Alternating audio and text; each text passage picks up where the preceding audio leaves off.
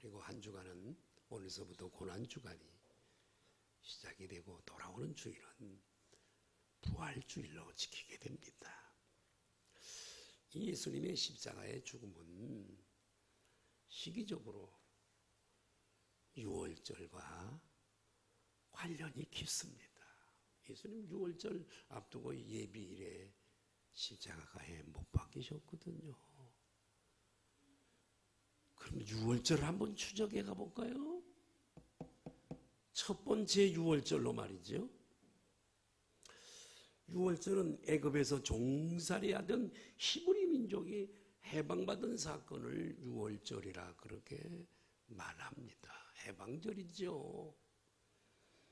하나님께서는 애굽 땅에 9가지 재앙을 내리셨으나 바로가 듣지 않자 하나님께서는 마지막으로 장자와 촛대상이 죽임을 당하는 10번째 재앙을 하나님께서 베푸시는 거지요. 그러나 하나님께서는 히브리인들에게는 하나님께서 미리 말씀을 해주셔서 재앙이 임하는 그날 저녁에 양을 잡아서 그 피를 문설주와 임방에 바르고 너희는 그 안에 있으라고 모세를 통해서 말씀을 전달하십니다. 그 밤에 여호와의 사자가 집집마다 죽음의 사자를 보내서 재앙을 내리시는 거지요. 장자가 죽게 되어집니다. 이스라엘 모든 사람들 순종하여 임방과 문설주의 양의 피가 있는 집은 패스하지요. 오버 패스를 합니다. 그게 유월이에요. 그러나 애굽 사람들 집에는 장자가 다 죽습니다. 집집마다 초상이 안 나는 집이 없습니다. 짐승은 자제하고라도 사람이 장자가 죽으니까 집집마다 통곡 소리가 다 들리게 되어집니다. 그 밤에 하나님께서 히브리인들에게는 언제라도 떠날 수 있도록 허리에 띠를 띠고 발에 신을 신고 그리고 지팡이를 들고 양고기를 불에 구워서 쓴 나물과 그리고 무교병 누룩을 넣지 않는 떡을 급히 먹으라고 이렇게 말씀을 하십니다. 이 유월절 어린 양은 유월절에 잠든 하나님, 이 양은 하나님의 어린 양으로 모세는 주전 1500년 전 사람 선지자예요. 유월절 양을 잡잖아요. 피를 바르려면 양을 죽여야 된단 말이에요. 그런데 여러분 이 유월절 어린 양은 하나님의 양으로서 자기 백성을 위해 1500년 후에 그로부터 이 땅에 오실 대속의 죽음을 당하실 예수 그리스도를 상징하는 줄 믿으시면 아멘 하십시다. 그래요. 애굽에서 첫 번째 유월절에 양이 죽임을 당했듯이 하나님의 유월절 양이 되신 예수 그리스도는 지금 말이에요. 오늘 우리가 읽었던 지금 이 유월절을 준비하는 예비일에 유월절 양 되시는 예수 그리스도께서 십자가 고난을 받으시거든요. 이해가 되셨으면 아멘 하십시다. 첫 번째 유월절 애굽에서 있었던 그 유월절은 장차 유월절 어린 양으로 오실 예수 그리스도의 예표요. 그런데 여러분 지금 이제 예수님께서는 최후의 만찬이라고 일컬는 유월절 이제는 식사를 제자들과 함께 이 땅에서 마지막으로 하게 되어지는데 본래 말이에요. 이 유월절에는 양을 잡아 양고기를 먹어야 되는 거예요. 양고기 먹어야 됩니다. 양을 잡은 그래서 양을 고기를 먹어야 되는데 이 유월절 이번에 예수님이 제자들과 함께 식사하신 이 유월절 식사는 유월절 식사로 양이 없이 생략된 채 떡과 포도주만 먹게 되어지는 거예요. 이유가 뭘까요? 왜 양이 생략, 이번 이 절기에 유월절 식사란 말이에요. 왜 양이 생략되었을까요? 이것은 이튿날 당신께서 직접 유월절 양으로 하나님 앞에 드려지는 유월절 양으로 당신이 죽어주실 것을 이미 아시고 마지막 식사 때에 양을 잡지 않으셨어요. 이 무진장 차원이 높은 얘기인데 이해가 되실란가 모르겠어요. 성가대 이해가 됐어요? 부채질 덥더라도 하지마. 부채질하면요 설교하다가 설교가 잘 안 돼. 절대 그거 꼭 기억하세요. 부채질 하지 마세요. 자, 왜 6월절에 양을 안 잡냐? 고기 먹어야지. 양고기. 마지막 예수님의 식사 시간 6월절 식사는 양이 필요 없어요. 왜? 내일 금요일에는 내일 당신이 6월절 양으로 드려지면 되니까. 아멘이 적어. 당시 유대인들은요 만 13세가 되면 남자들만 예루살렘에 올라가서 절기를 지키는 거예요. 모든 절기에. 그렇기 때문에 절기 때가 되면 수십만 명이 예루살렘 성전에 모이게 되어지는 거예요. 예수님도 올라가셔야지요. 제자들과 함께 예수님은 다급하게 올라가신 것이 아니라 일주일 전에 올라가시게 되는 거예요. 그래서 예루살렘 근처에 있는 가난한 마을, 시골 마을, 나사로와 마리아와 마르다가 살고 있는 베단이라고 하는 집에 거기에 머물게 되어지는 겁니다. 예수님께서는 스가랴 선지자의 예언을 따라 새끼 나귀를 타시고 예루살렘 성전에 입성을 하시는데 예수님이 오신다는 소문을 이미 다 듣고 수많은 인파가 손에 종려나무 가지를 꺾어 들고 그리고 예수님을 맞으러 그리고 다 연변에 나와서 열광적으로 예수님을 맞이하는 거예요. 그들은 종려가지 나무를 흔들면서 호산나 호산나 찬송하리로다. 주의 이름으로 오시는 이곳 이스라엘의 왕이시여 라고 하면서 호산나 호산나 호산나 다윗의 자손으로 오시는 메시아여 호산나. 미안하지만은 하나 질문하겠다. 호산나라고 하는 뜻이 우리 성가대 호산나라고 하는 뜻이 무슨 뜻이지요? 틀릴까봐 안 하지. 그럼 이쪽으로 호산나라고 하는 뜻이 이렇게 물어봤다가 몰랐다가 알면 안 잊어버려. 호산나라고 하는 뜻이 뭐지요? 아, 이건 내 실망이네.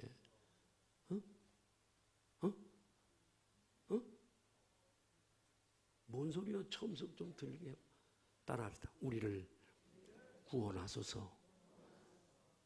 우리를 구원하소서.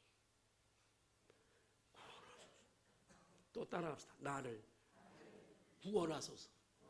이런 의미예요. 나를 구원해 주세요.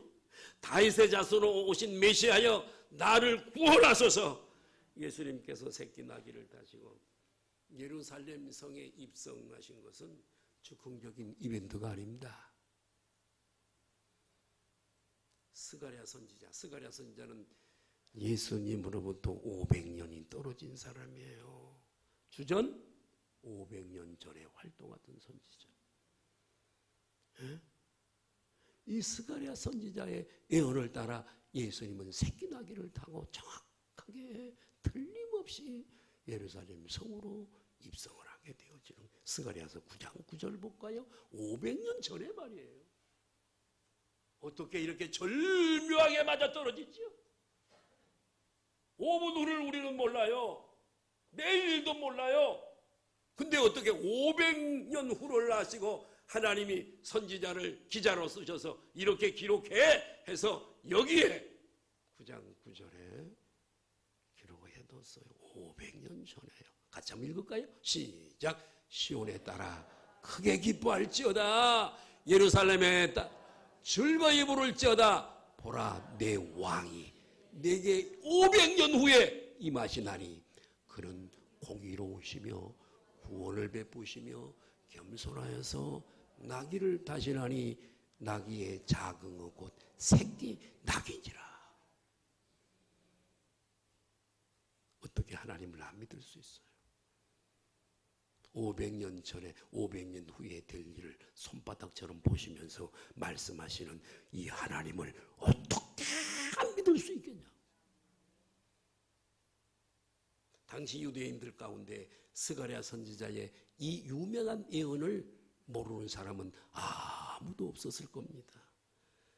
사람들은 새끼 나귀를 타고 입성하시는 예수님을 보고 겉옷을 벗어서 길에다가 펴고 나뭇가지를 베어서 예수님이 새끼 나귀 타고 걸어가시는 그 도로에다가 그 길에다가 막 깔아드렸어요. 열렬히 환영을 합니다. 이때 예수님께서는 비로소 자기가 메시아인 것을 마지막 이제는 가는 길이잖아요. 이제 곧 십자가에 못 박히셔야 되기 때문에 자신이 메시아인 것을 저들에게 나타내 계시해 주셨어요. 공개적으로 밝히신 겁니다. 메시아인 것을. 이것을 알게 된 대제사장들과 산헤드린은 경악을 해. 지가 메시아라고? 하나님의 아들이라고? 그동안 예수님의 은행을 주시하면서 트집 잡으려고 어떤든지 빌미를 잡으려고 그렇게 했는데 더 이상 미룰 수가 없어서 그들은 산헤드린 회의를 소집하고 예수를 죽이기로 가결을 하게 되어지는 겁니다. 그러던 중에 예수님의 제자 중 하나인 가룟 유다가 배반을 하게 됩니다. 예수님 자기 스승을 배반하여 대제사장에게 은30에 팔아 넘기게 되어지는 겁니다. 예수님은 이 모든 것을 다 아셨어요. 예수님 그분은 하나님이신데 모르는 것이 무엇이 있겠어요?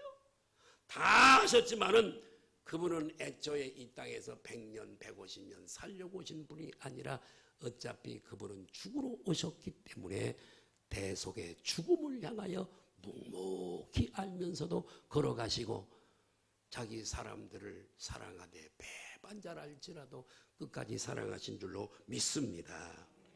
목요일 밤에 예루살렘의 어느 다락방에서 제자들에게 6월절 만찬을 준비하게 물동이 이고 가는 여자가 있을 거야. 가서 너희 집에서 선생이 비밀로 붙이더라고요. 어디에서 모이는 걸 비밀로. 메시아 닉주라고 하는 지금 유대인들 중에 예수 믿는 사람들이 지금 많이 지금 돌아오고 있어요. 저들이 모이는 장소가 늘 교회를 핍박하고 막 폭탄 터뜨리고 그러니까 매일 장소를 바꿔서 메시아 닉주들이 그리스도인들이 예배를 드리는데요. 비밀리의 장소에서 예배드려요. 그것처럼 6월절 먹을 장소도 우리 선생님이 6월절을 먹는답니다. 집 좀 빌려주세요. 어느 다락방인지는 정확하게 모릅니다. 안 나와 있으니까요. 네. 그렇게 6월절 만찬을 나누게 되는데 떡을 가지고 축복하시면서 주님께서 제자들에게 주시면서 받으라 이것이 내 몸이라 하시고 또 잔을 가지시사 감사 기도를 마치신 후 제자들에게 주시면서 이것은 많은 사람을 위하여 흘리는 바 나의 언약의 곧 언약의 피라 이렇게 말씀을 하셨습니다. 이 떡과 포도주는 예수님의 살과 피를 의미하는 줄로 믿습니다. 만찬을 마치시고 예수님은 제자들과 함께 겟세마네 동산으로 가시게 됩니다. 네, 왜요? 십자가 사건을 앞에 놓고 마지막으로 아버지께 기도하러 가시게 된 거지요. 새벽에 가룟 유다의 배반으로 대제사장들과 그 하속들에게 붙잡혀서 빌라도 총독, 빌라도 법정으로 끌려가게 됩니다. 유대인들이 사형시켜주세요. 사형받을 만한 죄를 지었어요. 처음에 빌라도도 예수님을 매나 좀 적당히 때려서 내보내려고 방면하려고 했습니다마는 하도 유대인들이 난리를 치니까 그것에 굴복해서 사형 언도를 내리고 맙니다. 그러나 이것은 빌라도가 악해서도 아니고 여러분, 하나님의 섭리 가운데 예수님은 죽기 위해 오셨기 때문에 이런 방법으로 십자가에 우리의 죄를 구속하기 위해서 돌아가셔야 되는 줄로 믿습니다. 이렇게 고난받아 죽으시는 것이 하나님의 아버지의 뜻이란 말이죠. 드디어 십자가에 달리신 지 6시간이 지나 오후 3시쯤 되었을 때에 예수님께서는 모든 일이 다 이루어진 줄로 아시고 다 이루었다 하시고 고개를 숙이고 운명을 하시게 됩니다. 다 이루었다는 말은 메시아로서 자신의 사명을 다 완료했다는 뜻이요. 구약의 창세기 3장 15, 16절에서부터 말라기까지 그 수많은 선지자들이 장차 오실 메시아에 대해서 예언한 바 이 모든 말씀이 그대로 응하여졌다고 하는 뜻으로 따라합시다. 다 이루었다.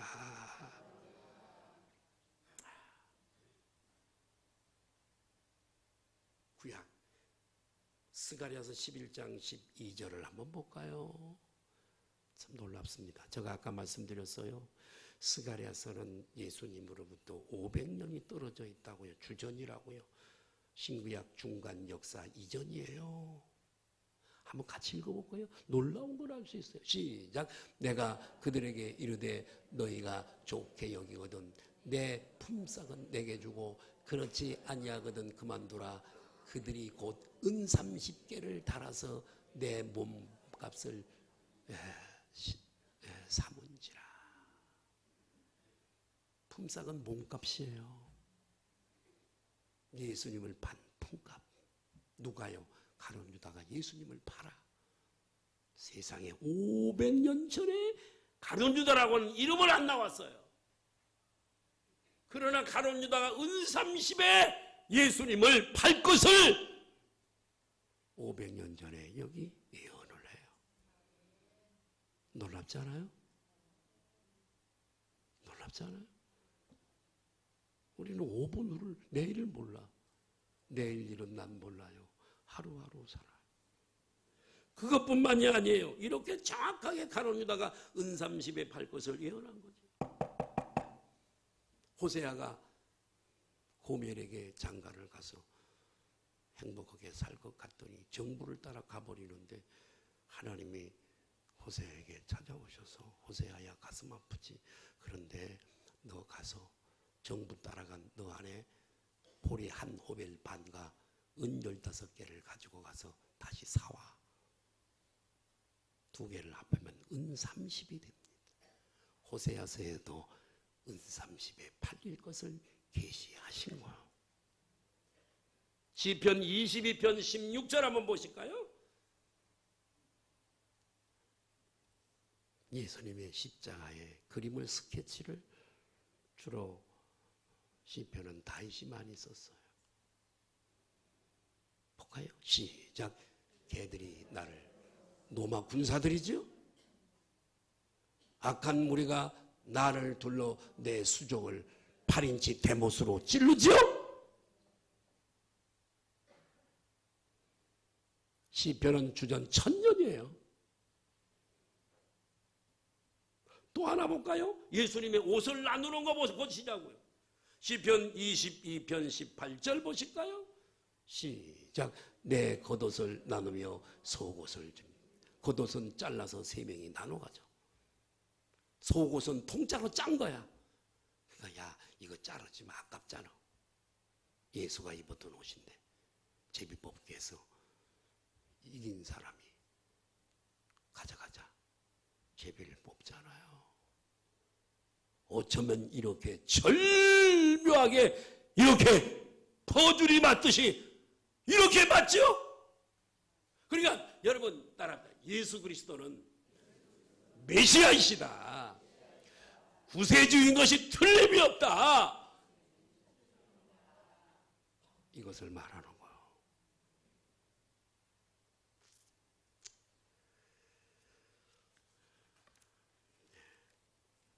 예수께서 십자가에서 다 이루었다 하시고 운명을 하실 때 성문 바뀌잖아요.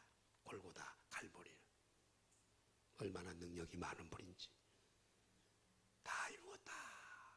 영혼이 떠나가실 때 예루살렘 성전에 성소와 지성소를 크로스하고 있는 무지무지 두꺼운 휘장이 위에서부터 아래로 쭉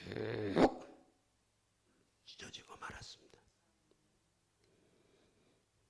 이는 예수 그리스도의 대속의 단어를 아시죠? 대신해서 내 죄를 속해준 주시는 거, 대속으로 인해서 누구든지 이제는 예수 그리스도를 힘입어서 하나님의 은혜 보좌 앞으로 나갈 수 있는 길이 닫혔다 열렸다. 열렸다. 전에 없던 길이 열려버린 거예요. 에덴 동산 이후에 예수님 이전까지 열리지 않았던 그 길이 그런가 안 그런가? 히브리서 10장 19절에서 20절 보실까요? 시작. 그러므로 형제들아 우리가 예수의 피를 힘입어 성소에 들어갈 담력을 얻었나니 그 길은 우리를 위하여 휘장 가운데로 열어놓으신 새로운 살 길이요 휘장은 곧 그의 육체니라.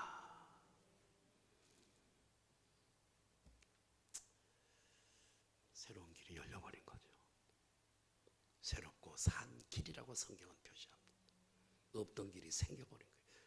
우리는 이 은혜로 하나님 앞에 직접 나갈 수 있는 줄 믿습니다. 자, 더욱이 감사한 것은 이스라엘 백성들에게만 이 주님의 은혜가 임한 것이 아니라 우리 이방인들인 우리들에게도 차별 없이 임했다고 하는 거. 자, 로마서 10장 9절에서 13절 한번 읽을까요? 이제 말씀을 마치고 오늘 성찬식이 있어서 좀 맞춰야 돼요. 시작. 내가 만일 내 입으로 예수를 주로 시인하면 또 하나님께서 그를 죽은 자 가운데서 살리신 것을 내 마음에 믿으면 구원을 받으리라. 사람이 마음으로 믿어 의에 이르고 믿음으로 그 다음에 시작. 성경에 이르되 누구든지 그를 믿는 자는 부끄러움을 그 다음에 내가 얘기하고자 하는 것이 12절에 있어요. 시작. 유대인이라 헬라인이라 이방인이라 차별이 없음이라. 한 분이신 주께서 모든 사람의 주가 되셔 그를 부르는 모든 사람에게 차별이 없으시다. 이 은혜 때문에 우리에게 소망이 있는 거 아니에요?